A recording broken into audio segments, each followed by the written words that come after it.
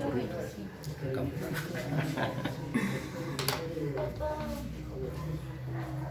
Bueno, primera de Tesalonicenses, capítulo 4, versículo 1 al 12.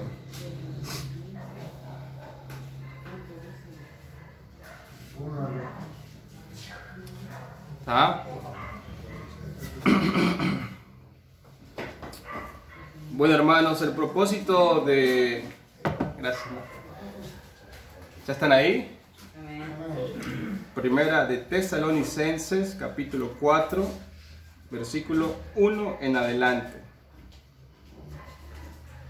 Le decía, el propósito por el cual Pablo escribió a los tesalonicenses era, hermanos, para defender la autenticidad de su ministerio. Pablo estaba siendo atacado, entonces ese fue un motivo por el que Pablo escribió la carta.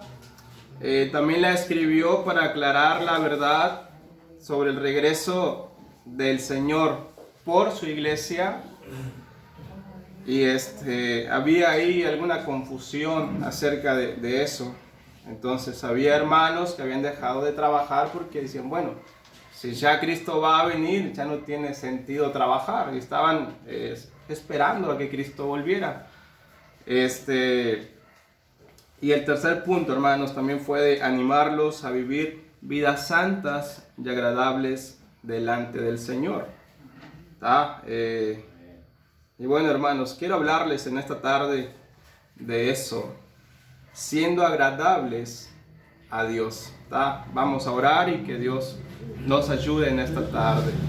Señor, gracias te damos, Padre, porque eres bueno. Gracias porque nos permite reunirnos. Señor, gracias por cada hermano que puede estar acá en la iglesia. Señor, sé que capaz si hay muchas cosas, Señor, por hacer, pendientes, pero Dios, han decidido los hermanos estar acá, Señor. Bendíceles, ayúdales, y Señor, que sea tu palabra predicada, Señor, que seas tú hablando a través de mí, y Padre, como siempre lo pido, Señor, que seas tú, Señor,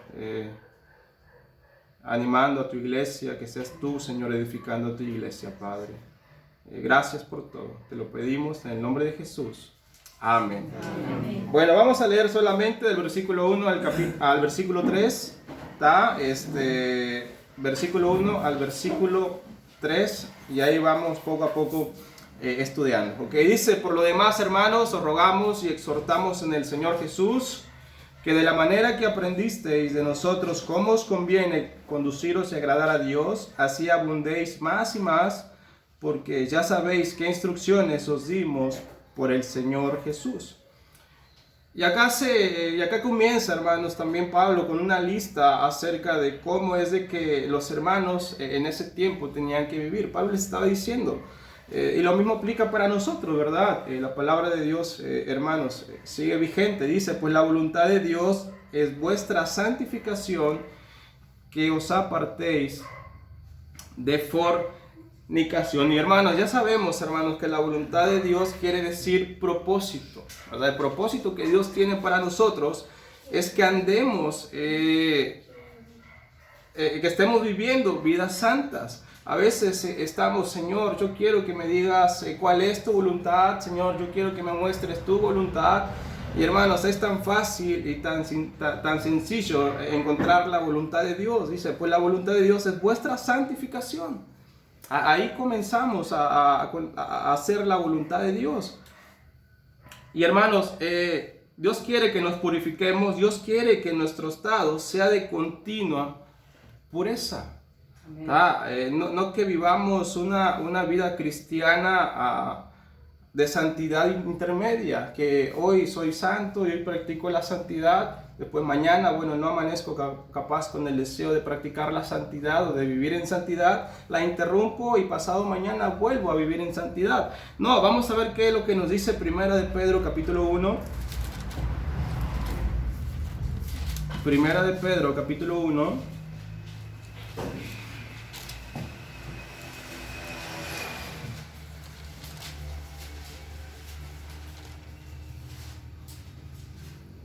versículo 15 y 16. Primera de Pedro, capítulo 1, versículo 15 y 16. Y 16, ¿sí? Dice, sino como aquel que os llamó es santo, sed también vosotros santos en toda vuestra manera de vivir, porque escrito está, sed santos, porque yo soy santo. Entonces, hermanos, el Señor es santo, y Dios quiere que nosotros también practiquemos la santidad. Desde el momento en que nosotros recibimos a Cristo, viene el Espíritu Santo a vivir en nosotros, morar dentro de nosotros. Y hermanos, a partir de ese momento Dios nos ve santos porque Dios nos perdona nuestros pecados. Amén. Pero también Dios quiere que vivamos una vida de santidad progresiva. O sea, es decir, que poco a poco, que cada día vayamos quitando esas cosas que nos hacen fallar, que nos hacen pecar delante de Dios. O sea, es decir, hermanos, si a mí me gustaba mucho el cigarro, bueno, Señor, ayúdame, ya no quiero fumar. Y hermanos, ir quitando esos hábitos que son pecado delante de Dios, ¿verdad? Y ya ustedes conocen que también qué es lo que no le agrada a Dios. Entonces, cada día, hermanos, que estemos viviendo en santidad, que nos vayamos purificando. ¿Por qué? Porque Dios es santo. Y Dios se agrada de cuando nosotros andamos en santidad. Ahí adelante, en Primera de Pedro, capítulo 2, versículo 9. Primera de Pedro 2:9. El Señor nos dice, ¿están ahí? Amén. Dice, mas vosotros sois linaje escogido, real sacerdocio, nación santa. Nación santa. Hermanos, uno de los propósitos por los que nosotros tenemos que vivir en santidad y practicar la separación del pecado, la separación del mundo, es porque anunciemos las virtudes de aquel que nos llamó de las tinieblas a su luz admirable. Hermanos, yo puedo ser cristiano, yo puedo venir a la iglesia, pero si la vida que yo estoy viviendo no es santa, yo voy a llegar con mi vecino y le voy a decir, ¿sabes qué, vecino? Cristo te ama y Cristo murió por ti. Y me va a decir, pero vos sos cristiano. Sí, soy cristiano. Me va a decir, pero no lo pareces, porque tu vida no está reflejando lo que me estás diciendo. Y entonces, hermanos, vamos a quedar en ridículo y vamos a humillar el nombre de Cristo.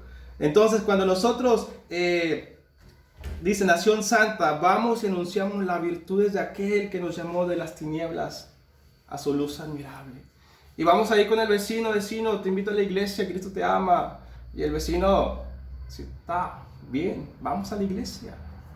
Hermanos, entonces tenemos que practicar la santidad. Dice, vamos a volver a 1 de Tesalonicenses. ¿Sí me escuchan bien atrás? ¿Sí? Más o menos. 1 de Tesalonicenses 4.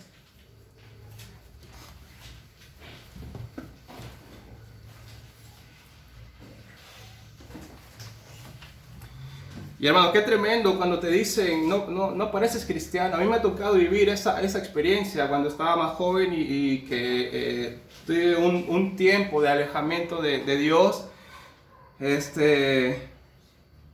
Yo me acerqué y le dije el nombre y tal, yo soy cristiano.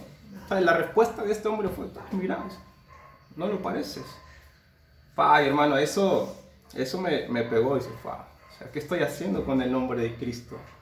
Y en lugar de tomar una buena decisión, dije, bueno, ya no voy a decir que soy cristiano para que el nombre de Cristo no sea pisoteado por causa mía. Pero hermanos, cuando te dicen no pareces cristiano, en verdad que no pareces hijo de Dios, es algo en lo que tenemos que pensar y meditar, hermanos.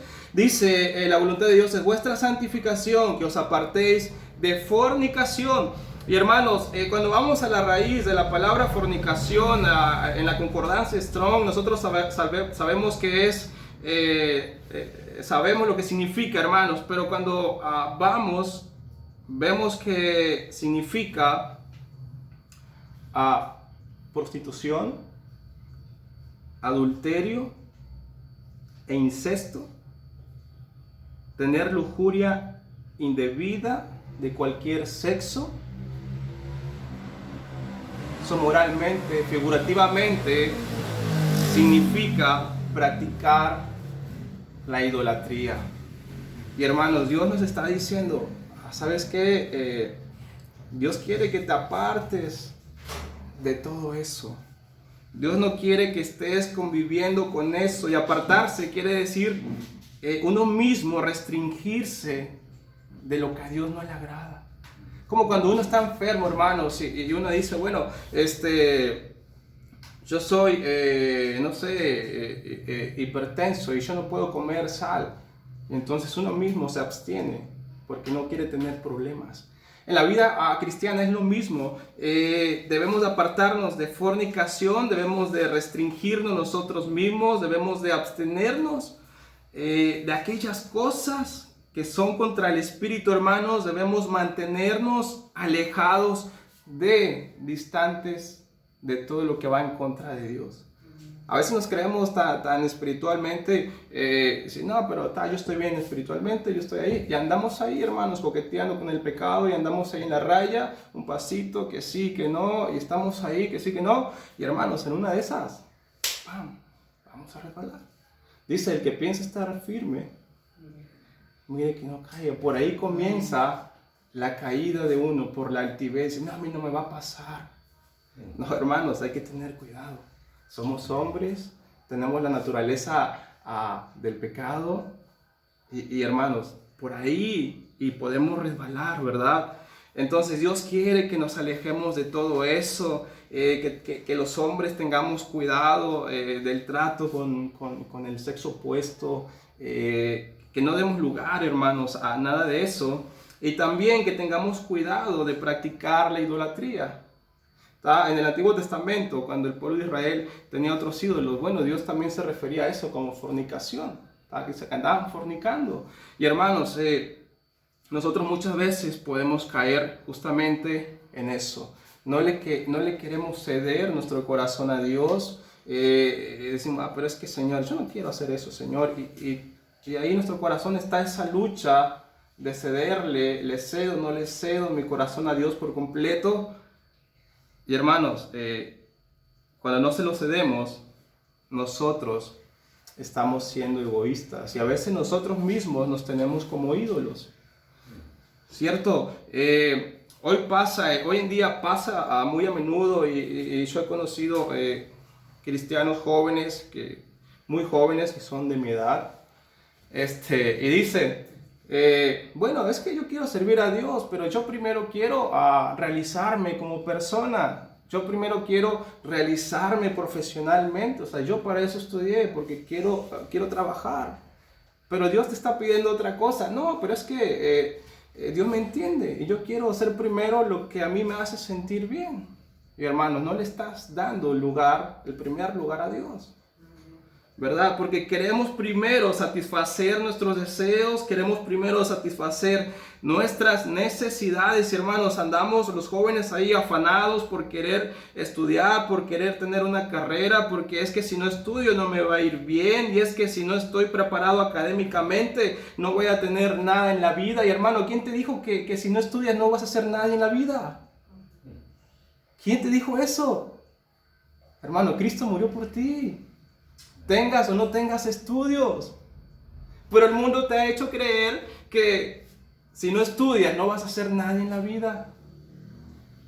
O sea, hermano, yo no tengo una carrera profesional, hermano, sino por eso digo que no soy nadie en la vida. Yo sé que Cristo me ama. Y te ama a ti, me ama a mí. Pero hermanos, como jóvenes estamos consumidos por el mundo y tenemos tanto el pensamiento del mundo que nos creemos que no somos nadie. Y estamos ahí, y vos, ¿qué estudiaste? Bueno, yo soy ingeniero, yo soy arquitecto. ¿Y vos? Bueno, yo soy no, yo sirvo ahí en la iglesia. Ahí lo que Dios me mandó. Y te sientes menos. Hermano, no. Debemos de tener cuidado y darle a Dios el primer lugar, aún en lo que nosotros deseamos. Hermanos, hoy también confundimos es que ¿cómo le puedo decir? Confundimos lo que Dios quiere para mí se me fue no sé cómo explicarlo, pero estamos en esa lucha, hermanos. Estamos en esa lucha. Entonces, hay que tener cuidado de eso, hermanos, de no ser nosotros nuestros propios ídolos, no ser nosotros narcisistas, sino darle a Dios siempre el primer lugar en nuestra vida. No solamente fornicación en el sentido sexual, hermanos, sino también en el sentido de la idolatría. ¿Cómo estamos delante de Dios en ese aspecto? ¿Es Dios el que ocupa el primer lugar, o es nuestra familia quien nos desvía de la voluntad de Dios? ¿O es nuestro trabajo que nos desvía de la voluntad de Dios? O otra cosa, no sé, hermano, pero hay que tener cuidado. Entonces, la voluntad de Dios es que nos apartemos de todas esas cosas. Hermano, dice ahí en el versículo 4, que cada uno de vosotros sepa tener su propia esposa en santidad y honor. Tristemente, hoy en día ya ni siquiera hay casamientos. Tristemente, hoy en día ya la juventud dice, ¿sabes qué? A mí no me interesa casarme, yo no quiero casarme, yo creo que solamente si me junto con esta persona, vamos a probar a ver qué, si funciona bien, y si no funciona, bueno, cada quien por su lado y se consigue otra pareja. Hermanos, no, es triste ese pensamiento, pero dice que cada uno de vosotros sepa tener a su esposa en santidad y honor. Es decir, hermanos, tener a la esposa por estima del más alto grado. Amar a tu esposa. Vamos a ver cómo describe la Biblia a la esposa. Vamos a Proverbios 12:4.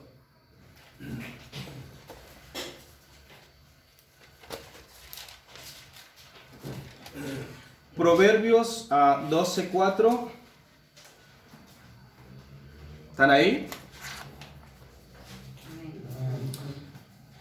Dice Proverbios 12:4, la mujer virtuosa es corona. ¿De quién? La mujer virtuosa es corona de su marido. Y dice abajo, más la mala como carcoma en sus huesos. Capaz el marido va a decir ahora, está hermano, lo que pasa es que mi esposa es la carcoma, dice, por eso la trato así.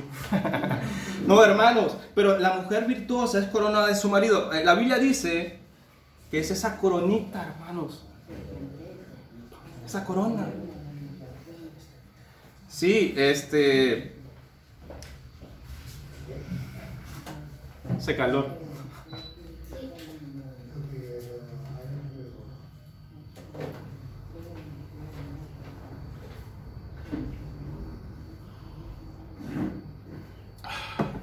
Amén. Bueno, dice que cada uno de vosotros sepa tener a su esposa en santidad y honor. Le decía que tener a la esposa por estima del más alto grado, y que la Biblia dice, la mujer virtuosa es corona de su marido. Hermanos, a veces como esposos tratamos a la esposa, la verdad que no la tratamos como debiéramos tratarla. O sea, ¿y vos por qué te casaste? Bueno, porque yo no quiero lavar mi ropa. A veces uno lo dice bromeando, sobre todo entre jóvenes, entre matrimonios jóvenes, ¿no? Y porque, pues es que ya no quería cocinarme, entonces, por eso me casé, para que la esposa me cocine. Y hermanos, uno sabe que la esposa no es nuestra sirvienta, uno lo dice en broma, pero hermanos, qué triste, qué tremendo es que mismos varones creyentes que dicen ser salvos, tratan a su esposa no como dice la Biblia. No le dan ese lugar que dice la Biblia que debe de tener. No le dan esa estima del más alto grado, hermanos. Entonces, la mujer virtuosa en ese caso no va a ser corona del esposo. La corona es ese adorno en el esposo. Es algo tremendo, hermanos. Vamos a ir adelante a Proverbios 18:22.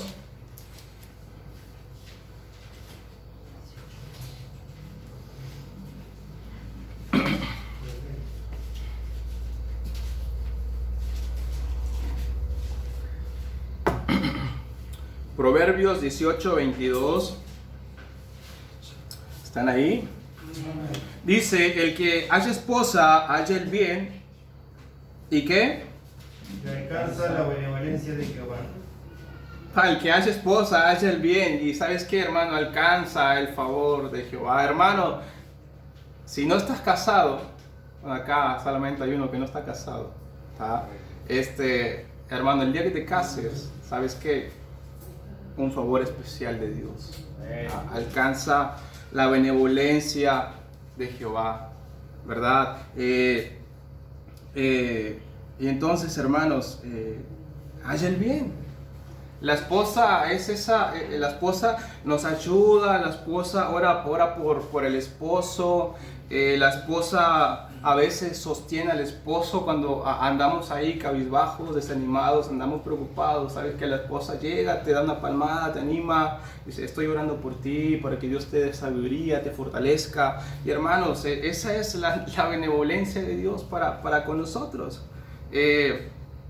No, o sea, no nos casamos, hermanos, porque, es que qué guapo. O sea, no, hermano, no te casaste porque está guapo, hermano, sino porque hallaste la benevolencia de Jehová.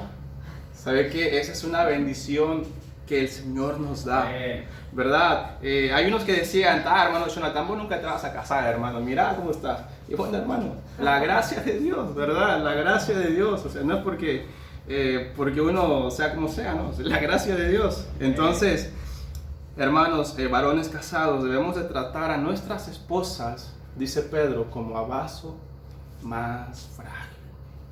Vamos a buscar Pedro, primera de Pedro.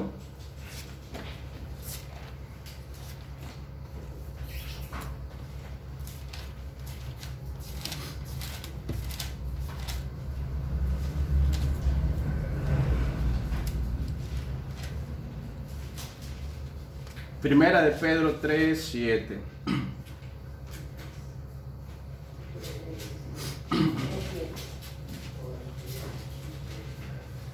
¿Están ahí? Dice, vosotros maridos, igualmente vivid con ellas, como dice, sabiamente. Y otra vez repite, dando honor a la mujer como a vaso más frágil y como a coherederas de la gracia de la vida, para que vuestras oraciones no tengan estorbo. Mira, hermano, cuando uno trata a su esposa bien, y uno ama a su esposa, y uno cuida a su esposa, la protege, y como dice acá, la trata con honor, y la tiene en alta estima, hermano, nuestras oraciones no van a ser estorbadas, ¿verdad? A veces estamos ahí orando y orando y orando, y Señor, Señor, Señor, y no nos damos cuenta que no estamos tratando a nuestra esposa como Dios dice que la tratemos, ¿cierto? Entonces, vivir con ellas sabiamente, hermano, ver qué es lo que está necesitando, no solamente económicamente, sino espiritualmente, ser ese guía que Dios pide que los varones seamos para la esposa, ser ese proveedor, pastorear a nuestras esposas, hermanos. Entonces, la Biblia dice acá en 1 Tesalonicenses que cuando hacemos eso estamos siendo agradables a Dios. Y eso, Dios se agrada de eso, hermanos. Versículo 6 de 1 Tesalonicenses 4.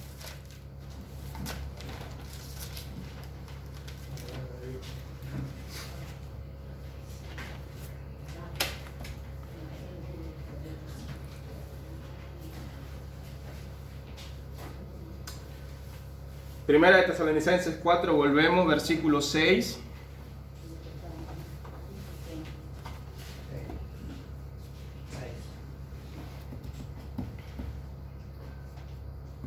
¿Están ahí?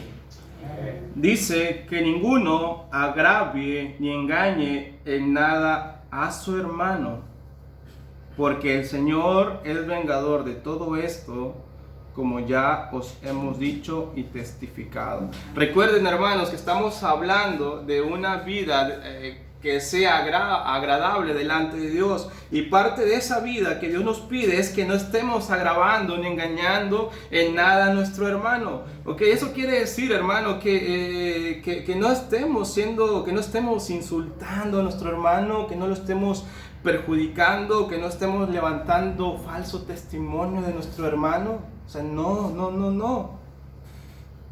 No lo agravies, no lo engañes. Ciertamente eso a veces pasa, hermanos, y pasa muy a menudo en las iglesias. Y desgraciadamente pasa, pero dice Dios que eso no le agrada.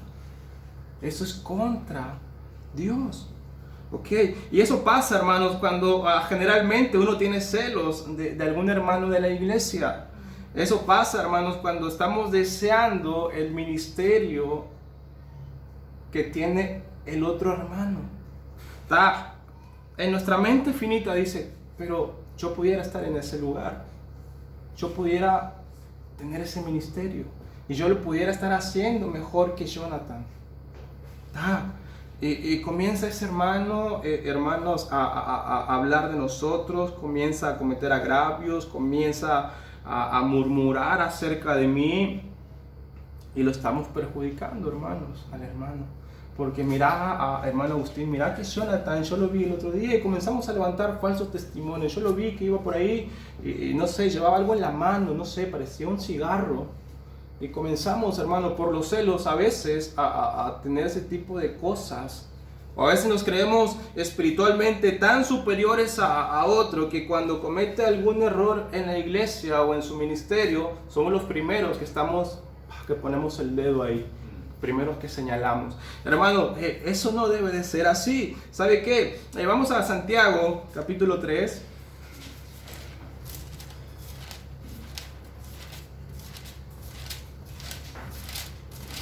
Santiago, capítulo 3.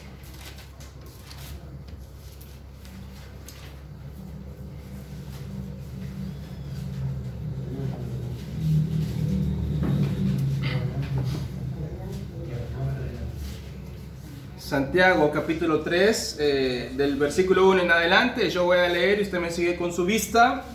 Dice: hermanos míos, no os hagáis maestros muchos de vosotros, sabiendo que recibiremos mayor condenación, porque todos ofendemos muchas veces. Si alguno no ofende en palabra, este varón perfecto, capaz también de refrenar todo el cuerpo. He aquí, nosotros ponemos freno en la boca de los caballos para que no nos obedezcan, y dirigimos así todo su cuerpo. Mirad también las naves, aunque tan grandes y llevadas de vientos impetuosos, son gobernadas con un muy pequeño timón, por donde el que las gobierna quiere. Así también la lengua es un miembro pequeño, pero se jacta de grandes cosas. He aquí cuán grande bosque enciende un pequeño fuego. Y la lengua es un fuego, un mundo de maldad. La lengua está puesta entre nuestros miembros y contamina todo el cuerpo, inflama la rueda de la creación, y ella misma es inflamada por el infierno. Porque toda naturaleza de bestias, de aves y de serpientes y de seres del mar se doma y ha sido domada por la naturaleza humana. Pero ningún hombre puede domar la lengua, que es un mal que no puede ser refrenado, llena de veneno mortal. Con ella bendecimos al Dios y Padre, y con ella maldecimos a los hombres que están hechos a la semejanza de Dios. De una misma boca proceden bendición y maldición. Hermanos míos, dice, esto no debe ser así. Entonces, hermanos, cuando estamos agravando a alguien, ¿qué es lo que usamos? Y nuestra boca se llena, hermanos, y se jacta y causa un estrago a veces inimaginable. Solo porque a mí, yo me creo súper espiritual y comienzo a hablar de todos. Y no soy capaz de refrenar mi lengua. ¿Acaso alguna fuente hecha por una misma abertura, agua dulce y amarga, hermanos míos, puede acaso la higuera producir aceitunas o la vid higos? Así también ninguna fuente puede dar agua salada y dulce. Hermanos, si somos cristianos, no podemos estar hablando de esa manera contra nuestro hermano. No podemos atacarlo con nuestra boca, con nuestra lengua, con nuestra mala intención, con envidia. No podemos despreciarlo, pero pasa. Que ninguno agravie ni engañe en nada. Y nuestra lengua, hermanos, es un instrumento que se usa para dañar al otro. No podemos refrenar la lengua. ¿Cuánto cuesta refrenar la lengua? ¿Cierto? Es que el otro dice, pastor, yo gané 50 almas. Y llega el otro que tiene ahí, que trae ahí un pique, no sé, un celo. Y escucha, pastor, yo gané 60 almas. Y el otro, no, yo gané 70, no me acordaba de las otras 10 que gané allá. Y ahí comienza, hermanos. Y la lengua está saliendo mentira, mentira, mentira, mentira. ¿Todo por qué? Porque somos envidiosos y usamos la lengua como instrumento para dañar a nuestros hermanos.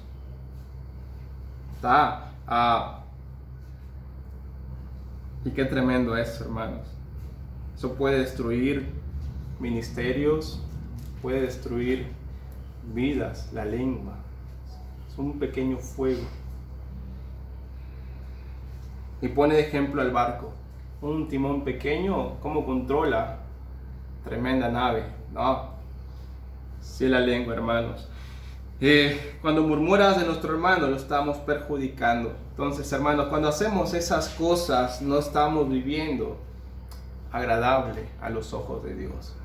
No estamos practicando la santidad, hermanos. No estamos siendo a la imagen de Cristo, no nos estamos conformando a su carácter, no estamos siendo misericordiosos, no estamos siendo compasivos, no estamos siendo mansos, no estamos siendo humildes, hermanos, sino todo lo contrario. Y lo triste es de que a veces, hablando de eso, decimos, tratamos de decir las cosas en nombre de Dios. Lo tratamos de justificar, pero es que, hermano, la Biblia dice así. Y no, simplemente uno agarra un texto y dice lo que quiere decir. Pero, hermanos, no debe de ser así. Vamos a volver a 1 de Tesalonicenses 4.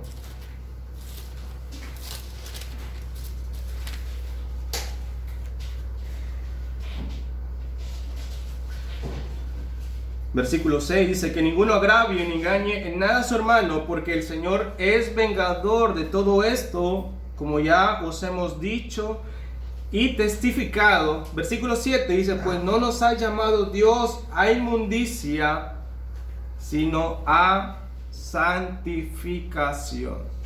Hermanos, cuando nuestra vida, cuando vamos a la Biblia y nos encontramos cara a cara, hermanos, con Dios y vemos nuestro rostro pecador delante del Dios Santo, hermanos, no cabe duda que el Señor nos va a ir transformando y día tras día vamos a ir experimentando una transformación. Es lo que Dios quiere, que día con día nos vayamos transformando. Si nosotros vamos a la Biblia y, hermanos, resistimos al Señor, hay algo que está mal. Hay algo que está mal, hermanos, ahí en nuestro corazón.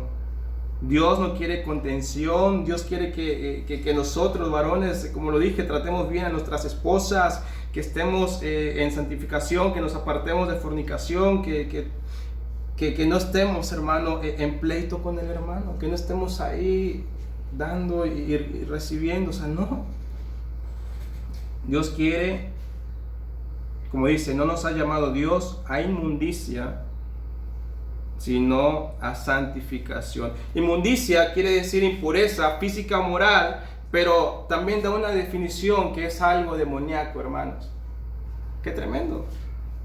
O sea, qué tremendo que es algo demoníaco. Uno puede decir, no, pero hermano, no, o sea, Yo simplemente, no sé, no estoy diciendo nada, pero hermanos, si uno no está viviendo en una santidad constante, dice la Biblia y si estás cometiendo pecado, transgresión contra Dios, estás viviendo en impureza, dice Dios que es algo demoníaco, es algo que se opone a Dios. Y hermanos, la voluntad de Dios, recuerden, es santificación. Santificación. Santificación. Y todo lo que sigue abajo, hermanos, va a ser una consecuencia de tener esa relación con Dios. Vamos a vivir conforme Dios lo pide y vamos a ir cubriendo cada área que Dios nos demanda. Entonces, siendo agradables a Dios. La pregunta, ¿lo estamos siendo? ¿No lo estamos siendo? ¿Estamos 50-50? ¿80-20? 80-50, no. 80-20, no sé, hermano. Dios te conoce, tú sabes, yo sé, Dios me conoce. Pero si en algo estamos fallando, hermanos, Dios pide que nosotros nos ponemos a cuentas delante de Él. ¿Verdad? Y hermanos, Cristo está cerca. ¿Cómo nos va a encontrar Cristo? Nos va a encontrar sucios, llenos de pecado, con manchas, o nos va a encontrar viviendo piadosamente. ¿Cómo? Vamos a orar. Señor, gracias te damos, Padre, por este tiempo. Gracias, Señor, porque eres bueno, porque eres fiel, Señor. Rogamos que seas con nosotros en lo que resta de la reunión, Señor, y que meditemos y pensemos, Señor, en lo que dice tu palabra, en el consejo, Señor, que tienes para con nosotros, Dios. Te lo pedimos todo y te lo rogamos en el nombre de Jesús. Amén. Amén.